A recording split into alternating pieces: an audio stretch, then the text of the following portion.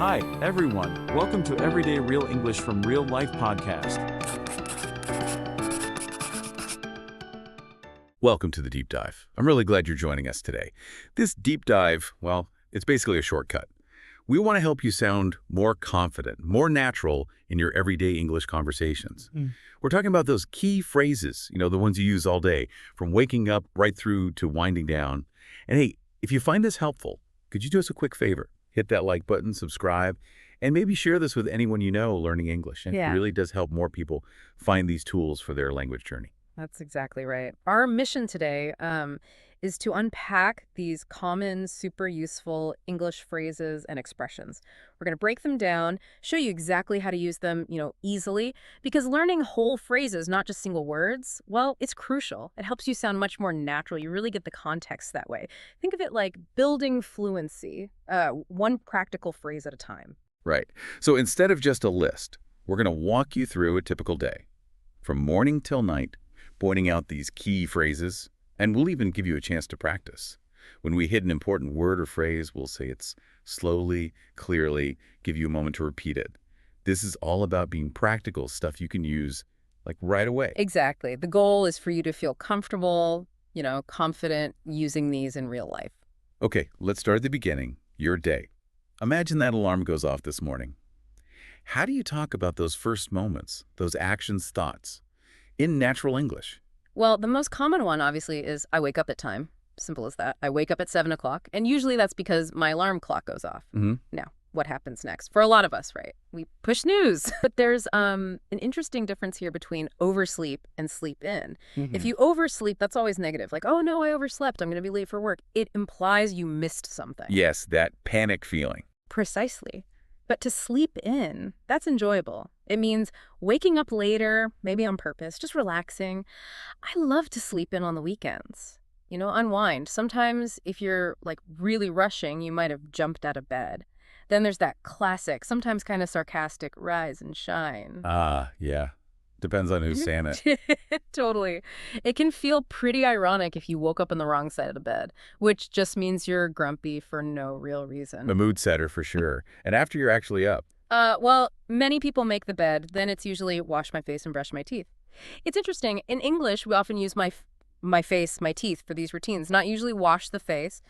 After that, maybe pick out what I'm going to wear, and finally, get dressed. Okay, dressed. What's next? For most people, it's breakfast, right? And how you talk about that seems to really depend on time. Oh, absolutely. If you're in a rush, you might whip up some breakfast. That suggests it's quick, simple, kind of informal. For drinks, lots of people brew some coffee. Or if you like tea, you'd boil some water in the tea kettle. Maybe something lighter, like make some fresh lemon juice. Oh. And you can always throw some toast in the toaster. And if you've got a bit more time, like a weekend morning. Then you might scramble some eggs. See how that sounds more relaxed. But if you're really pushed for time, got to eat super fast, you might scarf down my breakfast. Scarf down. I like that. Very descriptive. Yeah, it means eating really quickly.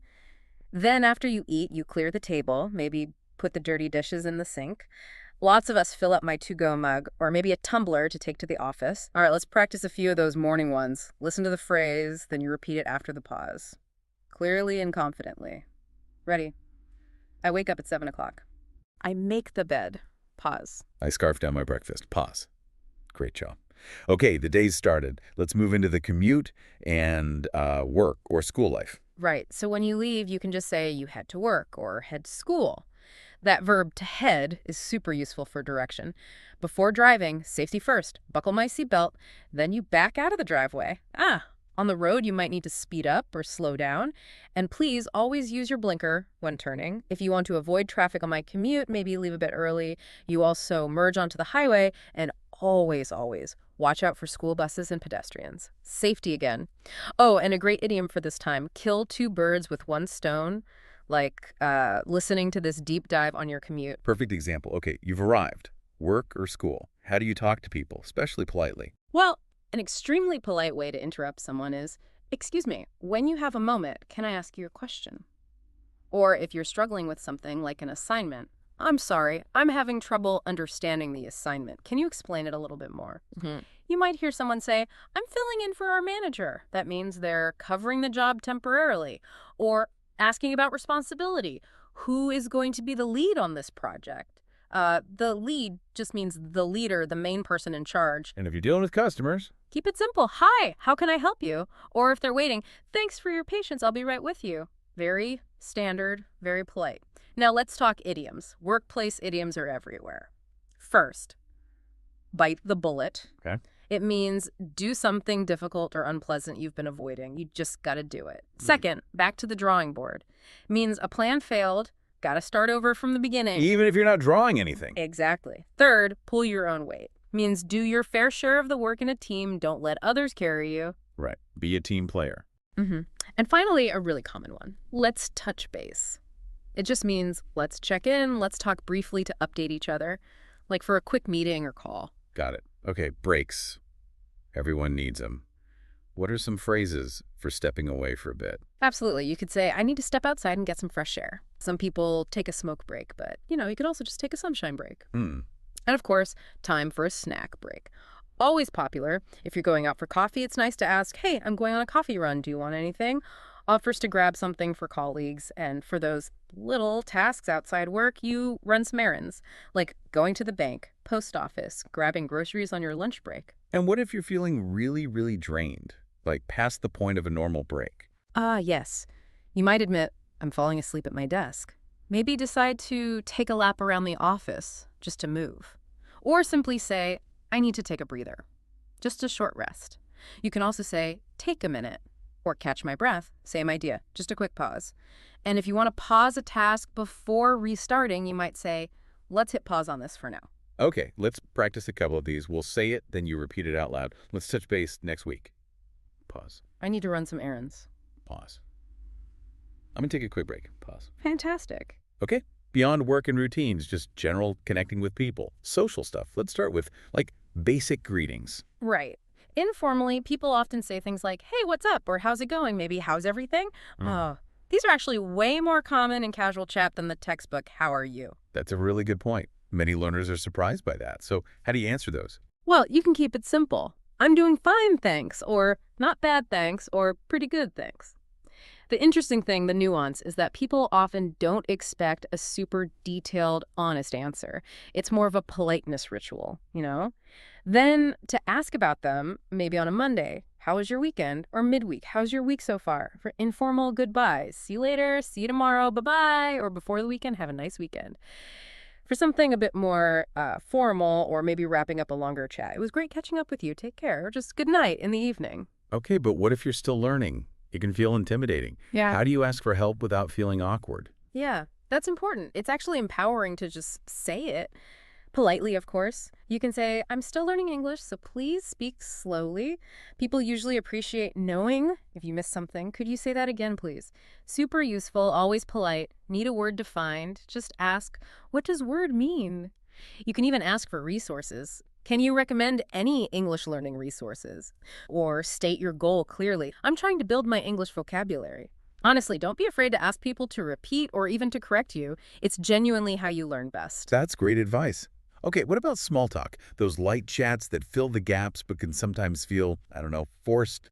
Small talk. It's a skill, but it smooths interactions. You can start with a simple compliment. I love your shoes. Where did you get them? Or necklace or whatever. Weather's always a safe bet. I can't believe how hot it is today. Or cold or rainy. Always works. General check-ins are good too. How's work going? Or how's school going? Any fun trips coming up? You could ask about entertainment. Have you seen any good movies lately? Or read any interesting books? You can get slightly more personal but still light. Do you have any pets? Do you follow any TV shows? What's your favorite thing to do in your free time? Food is usually safe too. Have you tried any new restaurants recently? Or what's your favorite type of cuisine? Lots of options there. And what about agreeing or disagreeing politely? That's crucial. Oh, definitely. For agreeing, you've got loads. I completely agree with you. That's a great point. You're absolutely right. Also, that makes sense to me. Or, more collaboratively, I'm on board with that idea. They all show you're listening and aligned. Disagreeing politely is key too. You could start with, I understand what you're saying, but that softens it. Or, I have a different perspective on this. Or, a bit more direct, but still polite. I don't quite agree because, and then give your reason. Okay, let's practice a few of those social phrases. Listen, then repeat. How's it going? Pause. I'm still learning English, so please speak slowly. Pause. That's a great point. Pause. You're doing great. All right. The day's winding down. Time to relax, maybe spend time with family or friends. What phrases fit this part of the day? Yeah, that feeling when you walk in the door. I'm so glad to finally be home. Maybe before full relaxation, you need to finish up some chores or do a bit of tidying up the house. Once that's done, maybe it's time to zone out and watch TV. Or a fun one, veg out and watch TV. Veg out. I like that one. Comes from vegetable, right? Like your brain is switched off. Exactly. Your brain's not doing much work. It's super common for describing relaxation. Maybe before bed, you catch up on the book that I'm reading. Yeah. Or if you really don't want to do anything, I like to just chill. If you have guests, a warm welcome is make yourself at home. And if someone you live with had a rough day, tell them, put your feet up means relax, take it easy. And when you really, really need a proper break after a busy time, I really need some R&R. That's rest and relaxation. R&R. Got it. Now, sometimes cooking just isn't happening. What about eating out? Yes. The most common way to suggest it is just, let's eat out. If the weather's nice, maybe ask at the restaurant, can we get a table in the patio for outdoor seating? When you get the menu, you might ask, do you have any specials today? Or, what do you recommend? To order, just be direct. I'd like Caesar salad, please. Maybe you're not super hungry or want to share. Do you want to split a pizza with me? During the meal, can I get a refill on my drink? Pretty standard. And for leftovers, can you bring me a to-go box? In the U.S., portions are often big, so this is common. Sometimes people call it a doggy bag, though to-go box is maybe more common now. And if you feel like treating yourselves, let's splurge and get dessert too. Splurge means spending a bit extra on something nice. Okay, finally, the end of the day. Saying goodbye, whether it's leaving work, school, or just heading home. Right. In a work context, maybe I'm shutting down for the day. Sounds kind of final. At school, time to pack up. A very general phrase for stopping any activity is, let's call it a day. When you're actually leaving, I'm headed out, I'll see you tomorrow. Or maybe slightly more informal, I gotta run, I'll catch up with you tomorrow. If you need a quick exit with a reason, I'm out of here, I've got an appointment. After finishing a big project or event, you might hear, that's a wrap, like in movies. And a simple, polite closing, have a good evening, always works. Let's practice these end-of-day phrases. Focus on that natural flow. Let's eat out tonight. Pause. I'm just chilling at home. Bye. Let's call it a day. Pause. Amazing. Okay, English is packed with idioms, those colorful phrases. Let's look at a few more common ones you'll definitely hear. Yeah, these really make your English sound more native-like. First up, it's a piece of cake. Means it's easy, right? Exactly. Very easy. If you're in the same tough situation as someone else, you're in the same boat. When you're totally overwhelmed, especially with work, you're swamped.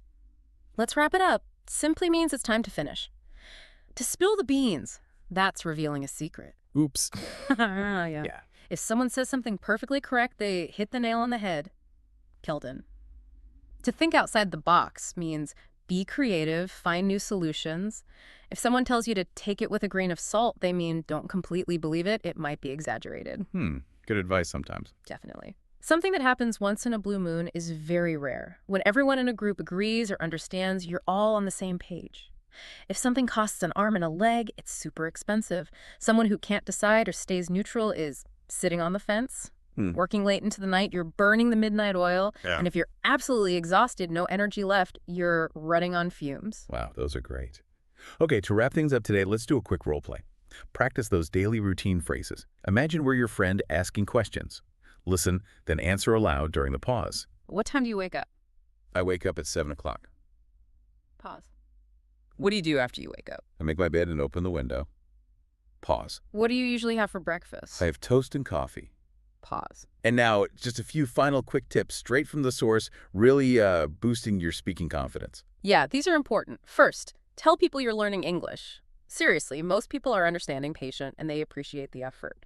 Second, don't be embarrassed to ask people to repeat things or to maybe rephrase them, use different words. It's okay. Third, actually ask people to correct you. It feels weird maybe, but it's a fantastic way to learn from mistakes. Fourth, speak up. Even if you're unsure, don't mumble. Speaking clearly helps people understand you, even with small errors. And this is key. Don't worry about being perfectly right with grammar all the time. Focus on being understood. Communication first, perfection later.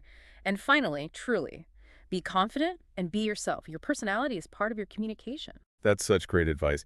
Well, what a deep dive. You have just unpacked so many useful, practical English phrases for daily life. Absolutely. And remember, the real key now is practice, practice, practice.